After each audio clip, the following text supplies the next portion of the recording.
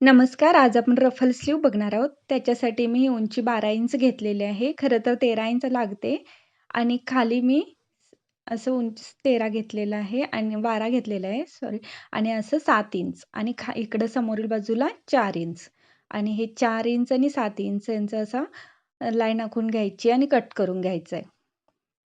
हे बघा. हे 13 इंच घ्यायचे असते. माझ्याकडे कापड 12 इंचच उरलं होतं, म्हणून मी 12 इंच घेतलेले आहे. त्याच्यात देखील बसवता येते. आता ही खालची बाजू आहे ना, ती ही आपण फिनिशिंग शिलाई मारून घ्यायची आहे, खालच्या बाजूने. त्याच्यावरती लेस येणार आहे, त्याच्यामुळे आपण फिनिशिंग शिलाई मारून घ्यायची आहे. सध्या चालत असलेली ट्रेंडिंग फ्रिल बाही हे देखील म्हणू शकतो याला. आता दोन्ही साईडला ही फ्रिल मारून ही फिनिशिंग शिलाई मारून झाल्यानंतर ह्याच्यावरती आता अशी लेस येणार आहे. ही लेस आहे साडीचीच माझ्याकडे उरलेली. ही दोन्ही हातांना मला लावायची, ती मी नंतर लावणार आहे.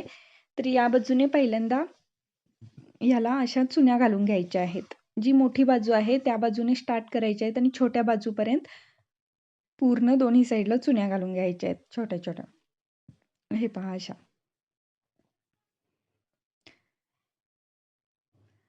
मधील भाग तसाच ठेवायचा आहे आणि दोन्ही साईडला फक्त चुन्या मारून घ्यायच्या.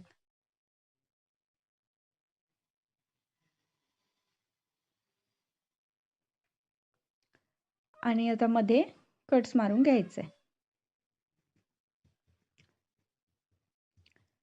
अशा प्रकारे आता हे कट मारून घ्यायचं आहे आणि त्याच्यावरती हे लेस लावायची आहे. ही खाली ही लेस मी फेविक्विकने चिपटवून घेतलेली आहे. हे फॅब्रिक ग्लू आहे, त्यानं मी ही लेस चिपकवून घेतलेली आहे. आता याचा मध्य काढून घ्यायचा आहे आपल्याला आणि आपण तयार केलेला स्लीव घ्यायचा आहे, म्हणजे बाही जी आपण नेहमी सिंपल वापरतो ती, आणि त्याच्यावरती हा पूर्ण लावून घ्यायचा आहे हात. खूप सोपी आहे ही बाही तयार करायची. आणि याला समोर 3 इंच, इकडं 3 इंच आणि त्याच्या पुढं 2-2 इंच असे मार्क करून घ्यायचे आहेत. मध्यापासून 3-3 इंच आणि त्याच्या पुढं 2-2 इंच आणि व्यवस्थित मध्ये 2 इंच पकडून आता दोन्ही बाजूला जोडत असताना 3 इंचापर्यंत चुन्या येईपर्यंत तिथपर्यंत 3 इंच घ्यायचं आहे. तिथपर्यंत आपण पुन्हा चुन्या द्यायच्या आहेत, जेवढ्या बसतील तेवढ्या. फक्त 2-2च प्लेट बसतात, तेवढ्या द्यायच्या आहेत आणि हे लावून घ्यायचं आहे.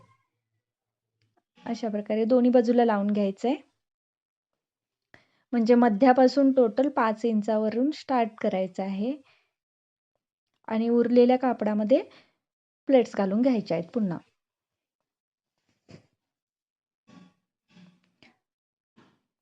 अशा प्रकारे हे बघा.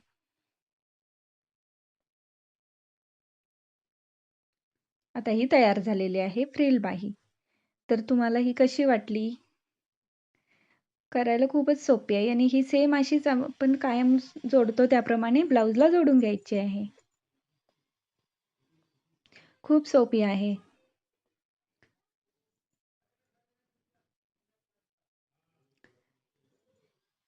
आता हे दोन्ही साईडला जोडून घ्यायचं आहे.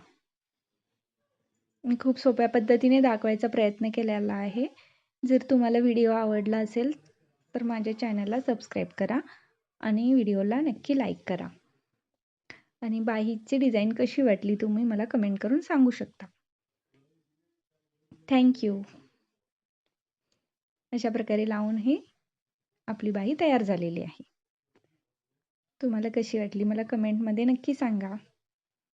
पुन्हा भेटूया दुसऱ्या व्हिडिओमध्ये. थँक्यू.